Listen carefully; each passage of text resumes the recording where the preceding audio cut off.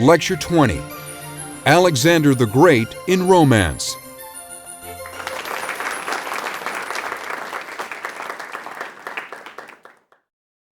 What I have told you in the last lecture about Alexander is true. It is based on what I believe to be an authoritative source. It is Arrian, Flavius Arrianus, a Roman administrator, an experienced general, a very learned man who studied philosophy, and wrote a biography of Alexander at the request of the Emperor Trajan. Trajan was emperor from 98 to 117 AD, when the empire had achieved its height. Trajan was himself a mighty warrior, but also believed, as had Caesar Augustus, that the empire must grant citizenship to as many of its inhabitants as possible, and that it should be governed with tolerance for the ethnic diversity of that empire, allowing each of its many ethnic groups to keep their own language, to keep their own customs, to keep their own religion. And for Trajan, Alexander was the model that he followed, the paradigm of the world ruler who brought peace and prosperity. And he also understood, like Alexander, that the conquest of Iran was crucial to ruling the Middle East. And Trajan actually died on campaign in the Middle East and had offered up sacrifice in the very room where Alexander had died. And it was at the behest of Trajan that Arrian wrote this biography. And it is clear that a number of very bizarre stories had crept into what were called histories of Alexander. And Arrian states quite specifically that he wants to set the record straight by going back to two eyewitness sources, Ptolemy and Aristobulus. Ptolemy was almost certainly the half-brother of Alexander, Philip's child by a Macedonian noblewoman to whom he was not married. And Ptolemy became one of Alexander's favorite and most trusted generals, lived on to rule as Pharaoh over Egypt. That was the portion of Alexander's empire that Ptolemy took for himself. It was there that Alexander was buried, in Alexandria, the city Alexander had founded. And Ptolemy believed Alexander to have been a god and was buried next to Alexander. The other source, Aristobulus, also followed Alexander all through the campaign. He was an engineer officer. And both of their accounts generally agreed. When they did not agree, then Arrian chose Ptolemy over Aristobulus. And I think we're very lucky to have two eyewitness accounts of Alexander. However, a heroic figure like Alexander begins to attract myths even in his own lifetime. General Patton, for example. Everyone said he carried pearl-handled revolvers. As he pointed out, only a pimp in a New Orleans whorehouse would carry pearl-handled revolvers. His were ivory-covered. So myths began to grow around heroic warrior type, and already in Alexander's own lifetime, there were stories that were told. One of them, for example, that he was not Philip's son, that he was, in fact, the son of God, and that Philip had come to realize this one day when, peeping in through the keyhole into his own bedroom, he saw Olympias in bed with a snake. Then there was the story of Bucephalus, the horse. When Alexander was 13, one of his friends brought to Philip, one of Philip's friends brought to him a special horse. And it was a great, strong beast. Philip couldn't ride it. None of the people in the stable could ride it. And the friend came back and said, "Where is my horse? Why aren't you riding it?" And Philip said, "Nobody can ride that beast." "Well, let's walk out to the stable and look at it." And they got out there, and sure enough, there was the giant horse, the stable hands afraid of it. Demaratus of Corinth was the friend's name. And Alexander was right there with his father. And he said, "Dad, let me ride it." Thank you. You can't ride it. Dad, I can ride that horse. No, you can't. If experienced horsemen can't ride it, you can't. Dad, let me ride it. No. In fact, I have enough trouble with your mother the way it is, so you're not going to break your neck. Dad, I want to ride it. If I can't ride it, I will buy it. What do you mean? You don't have enough allowance for 20 years to buy a horse like that. Dad, I want to ride. All right, then go ahead and ride it. Ride it. And Alexander noticed that the horse was afraid of its shadow. And he turned it so it didn't see its shadow. Then he gently stroked it. Then he leapt upon its back. And he rode around and around his father, then right over the horizon and came back. And Bucephalus, as he would name the horse, because it had a little spot on its forehead that looked like a ox head, Alexander would ride Bucephalus out of history and into legend. You know, the ancients believed that animals are a better judge of human nature than people are, and that animals understand and respond to divinity long before humans can understand and respond to it. And this story, you can dismiss it, but it was told in Alexander's own lifetime by his soldiers, was one of the signs that Alexander was divine. I certainly believe that about animals recognizing human nature. My wife will go out for a walk and no dog will bark. I go out on the same path and every dog tries to bite me. So there's something to that belief. And Bucephalus would follow Alexander. Alexander would ride him into battle. And when Bucephalus died out in India, after the battle with Porus, Alexander had him given a military funeral, this I think is fact, and had a city built in honor of Bucephalus, the city of Bucephalus.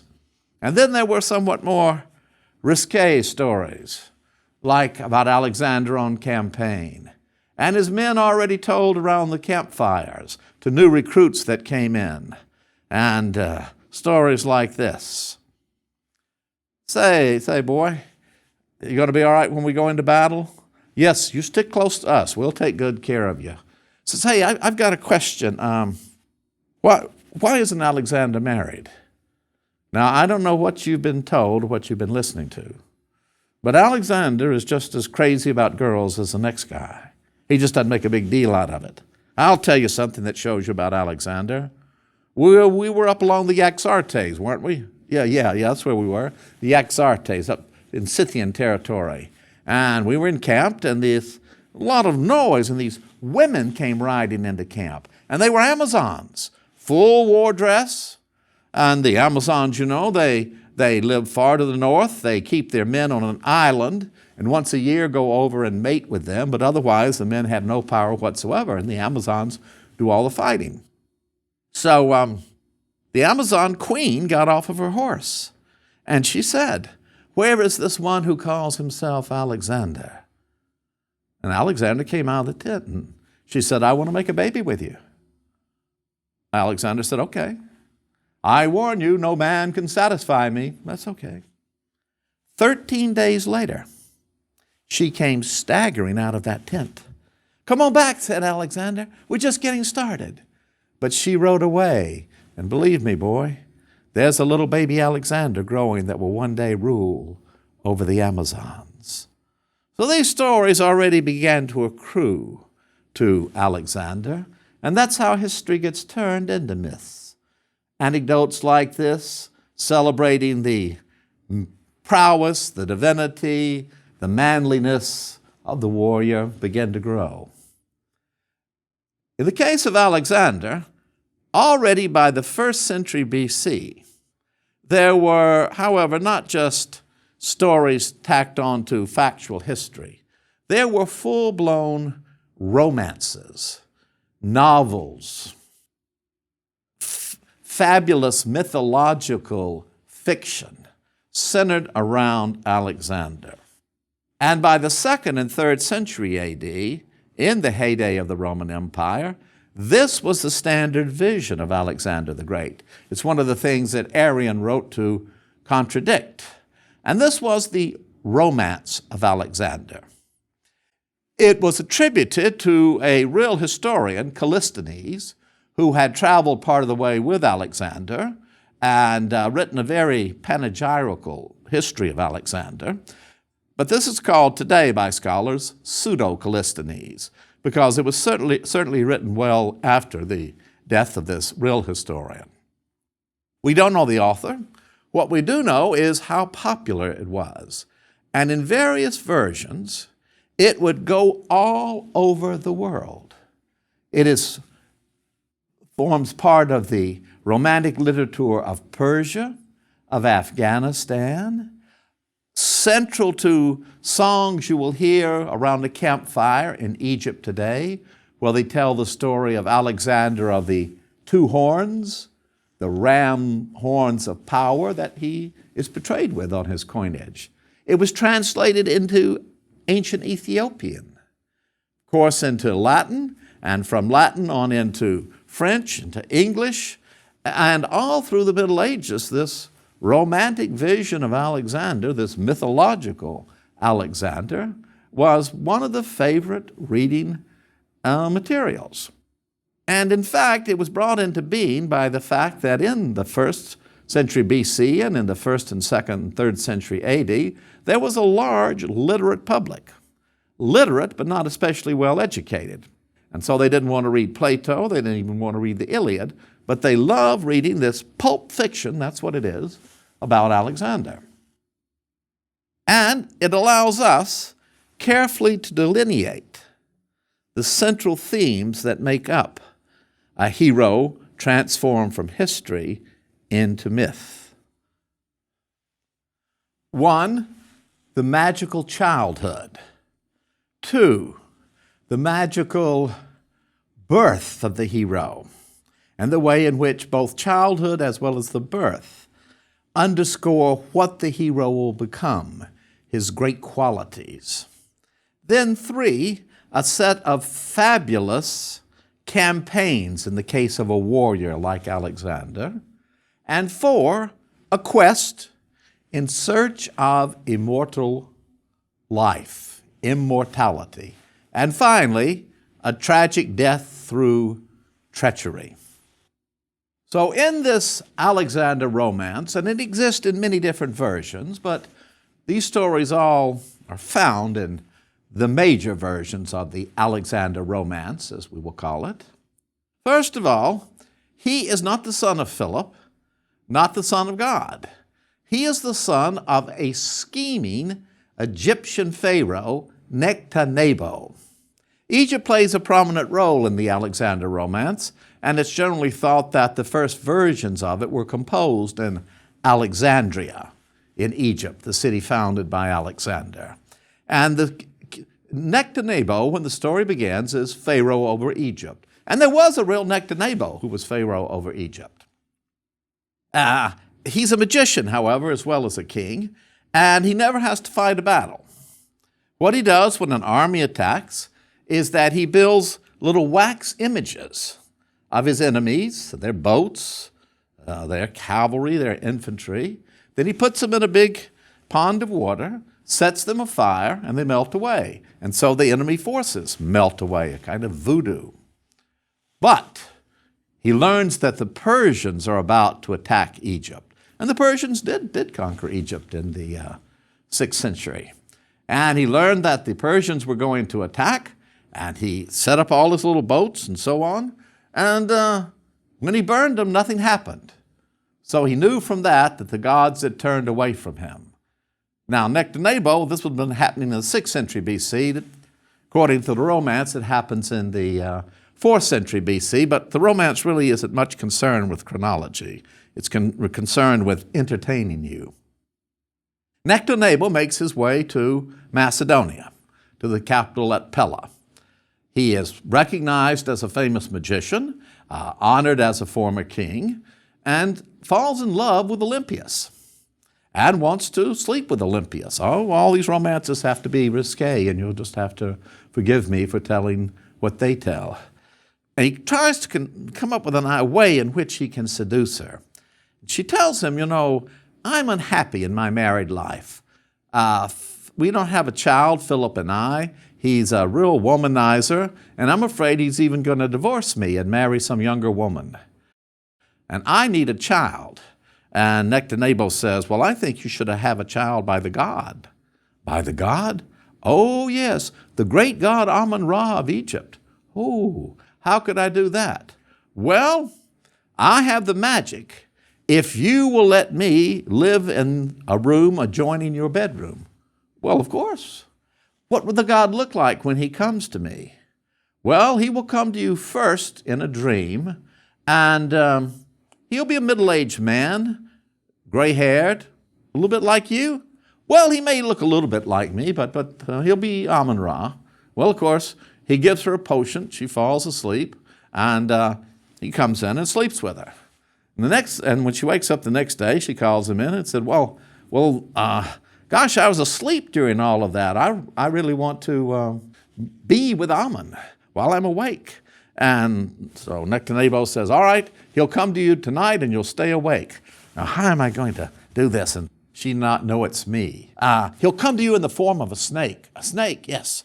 So Nectanebo has this snake outfit designed for him that day.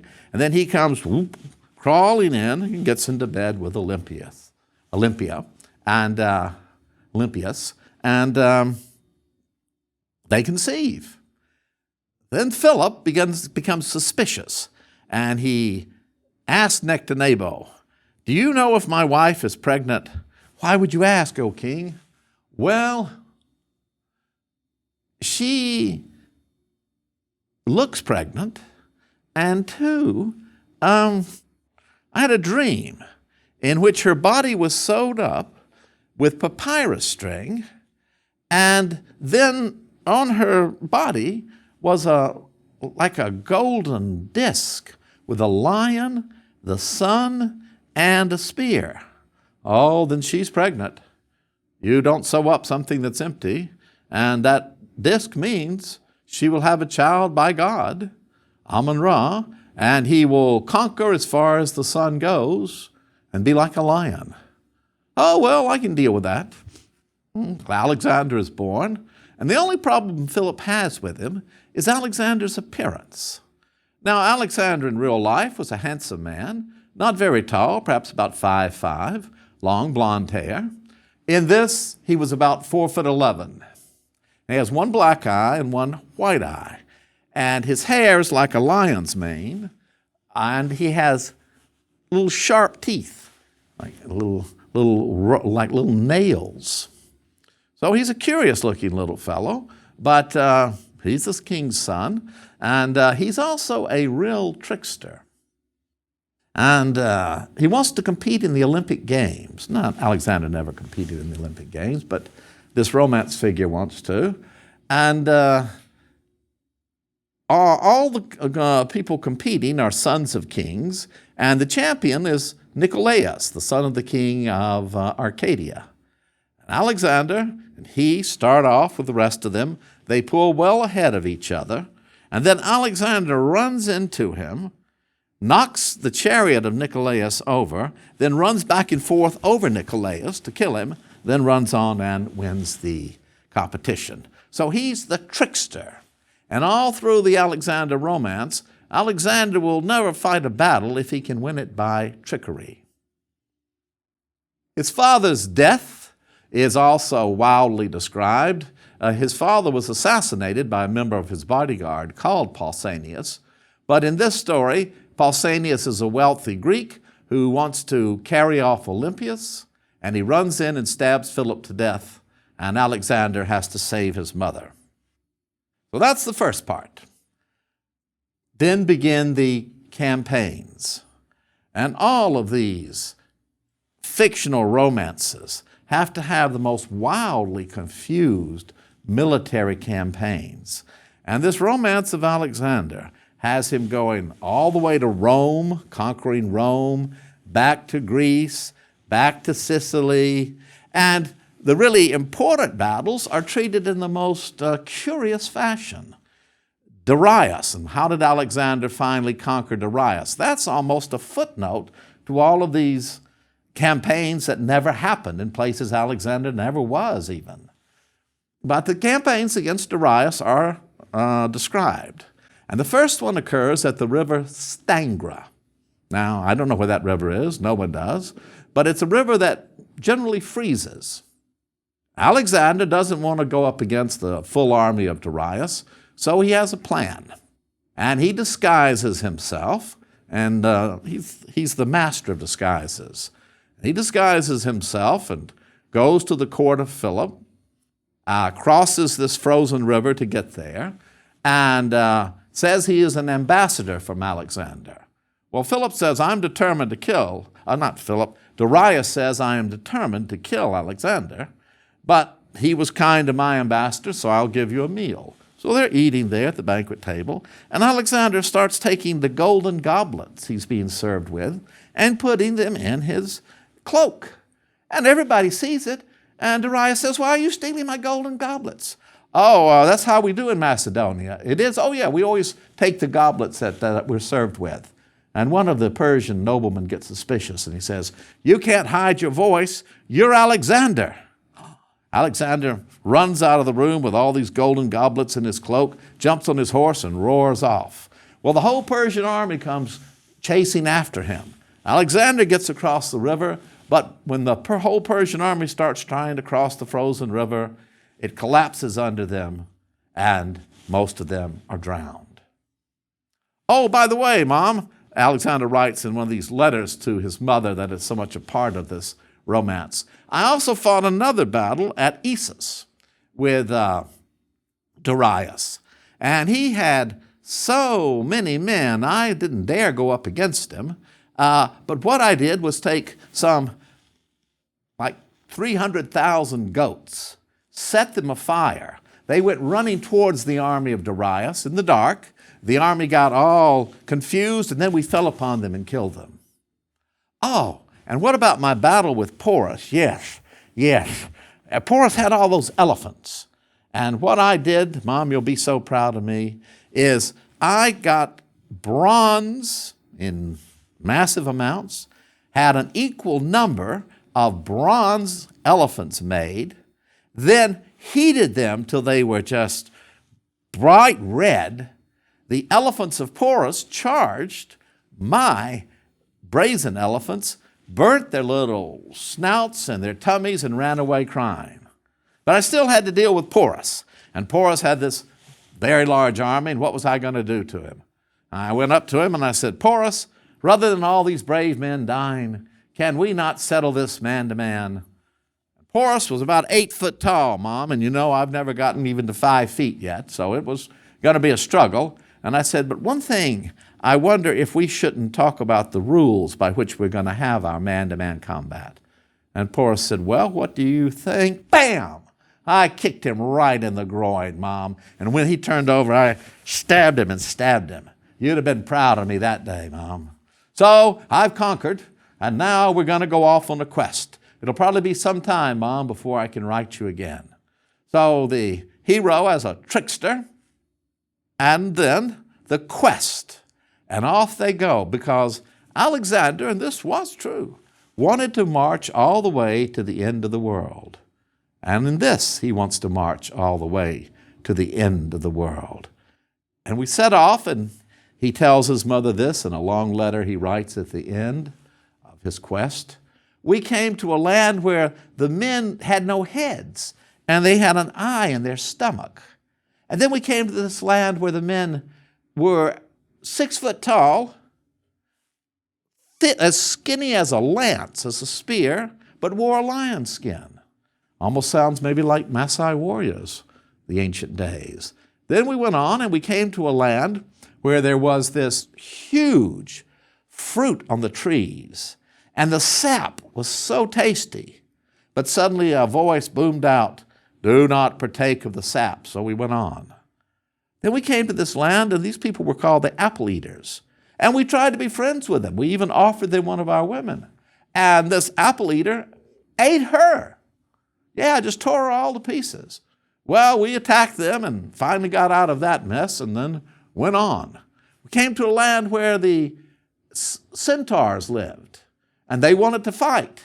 Well, we knew we couldn't beat them, but what we did was dig a huge ditch, go across to where the centaurs were and shoot them with arrows that didn't have a point on them. So this didn't kill them, but it made them mad. And they chased us, fell into the ditch, and all were killed. So, Mom, that's the kind of adventures I'm having out here. But it's tough going. We came to a place where there was nothing but sand, and we marched day after day after day. And then we came to a land that was total darkness. Reminds you of Gilgamesh, doesn't it? And we crossed through that land of total darkness. And then we came to the great sea, the sea of death. And as we explored it, we found an island, went out to that island, and there were these giant crabs. And some of them grabbed my men and pulled them down. But we killed one of them. It was hard because each of his claws was 6 feet long. But we killed him, broke open one of the claws, and found pearls. So I said, I'm going to dive to the bottom of the sea. And my boys worked up for me a glass container, pumped air into it. I was let all the way down to the bottom of the sea and collected these magnificent pearls. Well, if I had gone to the bottom of the sea, why couldn't I go into the sky? So I had my boys rig up for me a cage. Then we got these 2 really big birds, and we didn't feed them for 3 days. And we attached to my cage 2 long spears, tied the birds to the cage so the birds could fly up but not quite reach the top of the spears. On the top of the spears, we put horses' livers. And those birds really love horses' livers. So they went up, and I went sailing up into the sky. I could see the whole of the world spread out before me. And that's one of the most popular illustrations in the illustrated versions of these romances in various languages is of Alexander sailing up into heaven. But then we marched back through the land of darkness. And my cook, Andreas, got water from a spring. And he put a dried fish into it, and the fish came alive. He then took a drink of it and gave it to one of my concubines. And they both became immortal. But they disappeared. He wouldn't tell me where he had found the spring. He dumped out all the water, and we looked and looked, but it was too dark. And so I never found immortality. He went into a temple, and the temple told him, the oracle, you will die by treachery. He went back to Babylon, and there his trusted general Antipater, having quarreled with the mother, decides that Alexander will punish him. Thus he sends his son Cassander with a strong dose of poison. The brother of Cassander is Iolus. He pours the poison into Alexander's cup, and Alexander is poisoned. He's in his bed, dying in pain, and he sneaks out, Alexander does, and crawls towards the Euphrates River. His wife, Roxanne, finds him, and he says, don't stop me, I want to drown myself, so that people will think I was simply taken up into heaven. But she doesn't care, she won't listen. She drags him back to bed. And there he dies. Even an exact date is given for us. And curiously, the romance ends by saying, we have told the story of Alexander to show how he was the bravest and most virtuous of warriors. I think rather this romance reflects the values, the attitudes of the Roman Empire, in which there was a professional army. The ordinary Roman and the ordinary citizen of the empire did not want to fight. They had no concept of sacrifice or patriotism. They wanted pleasure and enjoyment. They could not imagine what a true warrior hero was. And so today, when I ask my students, can you name me a hero? they are at a loss. The true hero may not be able to survive in a society based entirely upon materialism and self-indulgence.